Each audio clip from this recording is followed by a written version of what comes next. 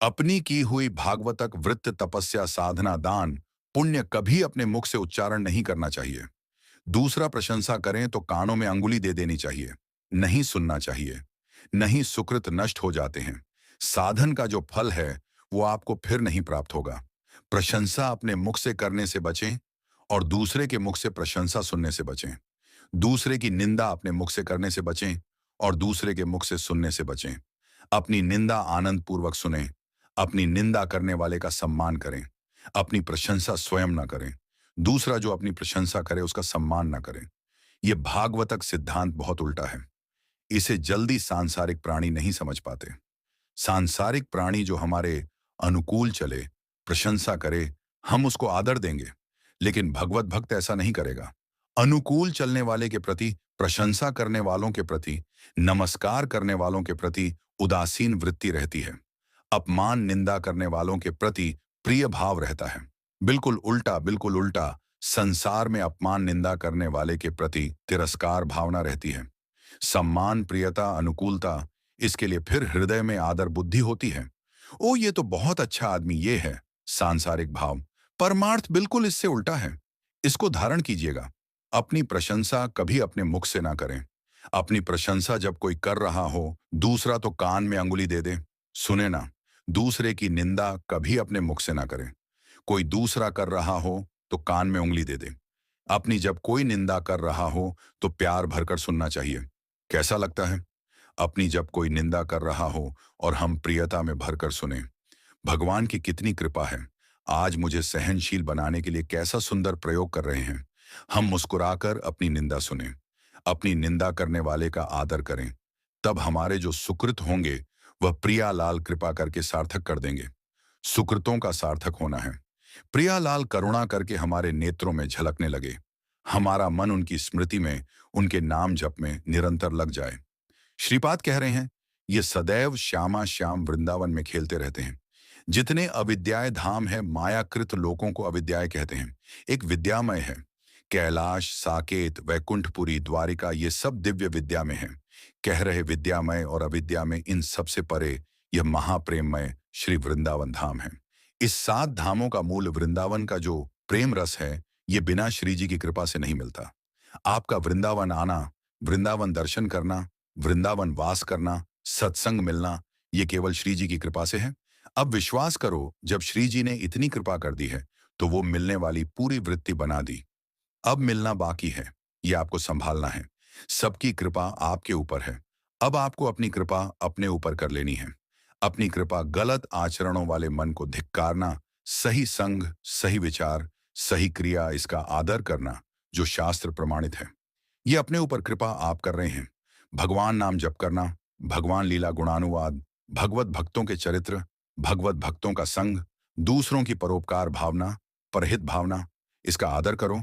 दूसरों का अहित, प्रपंच वार्ता, काम चिंतन, काम क्रीड़ा, ये सर्वनाश करने वाली बात, इसका त्याग करो। ये होगा अपने ऊपर कृपा करना। गुरु की कृपा हो गई, शास्त्र की कृपा हो गई, श्री जी की कृपा। अब अपनी कृपा बकाया रह गई। आप जो प्रमाद स्थिति में समय काटते हैं, अपने ऊपर कृपा कर लीजिए। देखो, बिना आसनों का अभ्यास किए कोई उधरता ब्रह्मचारी नहीं हो सकता। यदि आप आसन में नहीं बैठते हैं, कम से कम 2 घड़ी 48 मिनट, आप ब्रह्मचर्य रह ही नहीं सकते। कागज में लिख लीजिए, चाहे दिमाग में लिख लीजिए।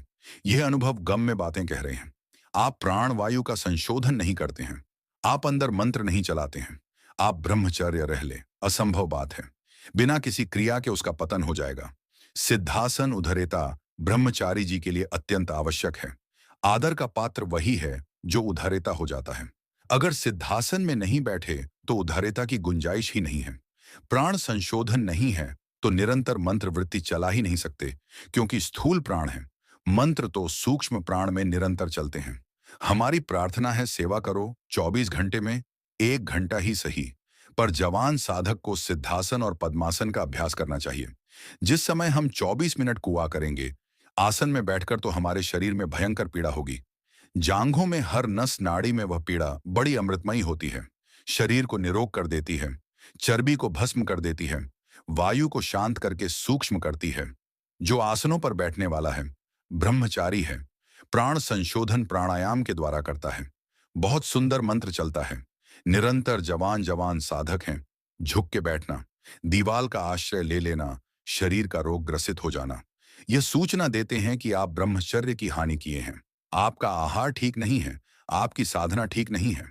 असाध्य रोग आकस्मिक पूर्व पाप के परिणाम स्वरूप आ जाना ये हो सकता है, पर वो हमारी साधना को बाधित नहीं कर सकता।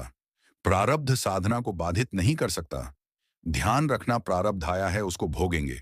साधना यथावत चलनी चाहिए। साधना में फर्क नहीं पड़ना चाहिए। तब भगवत आनंद की प्राप्ति होती है। इसीलिए कह रहे हैं हमारे ऊपर सब कृपा है, केवल अपनी कृपा करने की जरूरत है। आप लोग अपनी कृपा कीजिए। जैसे हम कहते हैं कि हमारे शरीर में ब्लड प्रेशर का रोग हो गया, हाई या लो, वह थोड़ी देर के लिए है। थोड़ी देर के लिए हमको शिथिल कर सकता है, लेकिन नहीं, वो हमारे साधन को नष्ट नहीं कर सकता। वो हमारे साधन को नहीं। हम सम में हैं, ब्लड प्रेशर हाई या लो विषम में है, कोई फर्क नहीं पड़ता।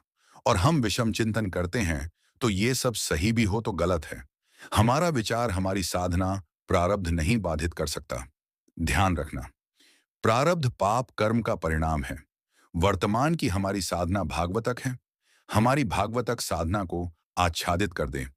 इतनी बड़ी सामर्थ्य प्रारब्ध में नहीं है। प्रारब्ध बाधा खड़ी करता है, लेकिन हमारे भजन को नहीं रोक सकता।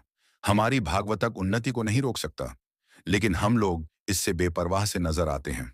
धिक्कार है उस शिष्य को जब गुरु को आज्ञा देने में सोच करना पड़े, पता नहीं मानेगा कि नहीं मानेगा। इसीलिए परमार्थ की दिव्यता प्रकाशित नहीं हो रही। जीना, समय काटना, गुरु कृपा से कल्याण हो जाना, ये सब हो जाएगा, इस पर कोई चिंता की बात नहीं। लेकिन जीते जी अध्यात्म की भूमिकाओं पर विचरण करना, ये अपने ऊपर कृपा करना है। प्यारे, ये बहुत कीमती शरीर है। आपका कल्याण तो निश्चित है, लेकिन यदि आप यहाँ हजारों का कल्याण करके नहीं गए तो आपका साधु भेष धारण करना किस काम का? अपने कल्याण के लिए तो कोई खास बात नहीं। हमारी साधना अपने कल्याण के लिए नहीं होती। ध्यान रखना, हमारा कल्याण तो जिस दिन हम गुरु की शरण में हुए उसी दिन हो गया। अब हम साधना करते हैं इस जगत मंगल के लिए। साधु का पूरा जीवन परोपकार के लिए होता है, परहित के लिए होता है, दूसरों के दुखों का नाश करने के लिए होता है। रात दिन भजन करके फिर संकल्प बनता है, सर्वे भवन्तु सुखिना सर्वे संतु निरामया। इसीलिए पूरा जगत उसे नमस्कार करता है। आप सबसे प्रार्थना है, इस नाशवान मलमूत्र बनाने वाले शरीर को प्रिय मानकर केवल खान पान विश्राम शयन इसी में काटते रहोगे। जीवन रंग नहीं लाएगा। रंग न लाने के लिए गुरु आज्ञा की कसौटी में कसना होगा। तब आप प्रियालाल की सेवा के आभूषण बनेंगे। तब आप प्रियालाल के श्रृंगार सेवा में आएंगे। बिना कसौटी में कसे बिना आग में तपे निर्विकार नहीं होता। एक बार हिम्मत करो, तुम शरीर नहीं हो, ये शरीर छूटेगा। इसलिए इस नश्वर शरीर का मोह त्याग कर गुरुदेव के वचनों को ही अपना सर्वस्व मान लें। जब तक श्वास है, निरंतर नाम जप, आसनों का दृढ़ अभ्यास और परोपकार की भावना बनाए रखें। यही मानव जीवन और साधुता का वास्तविक लक्ष्य है। श्री राधा वल्लभ, श्री हरिवंश।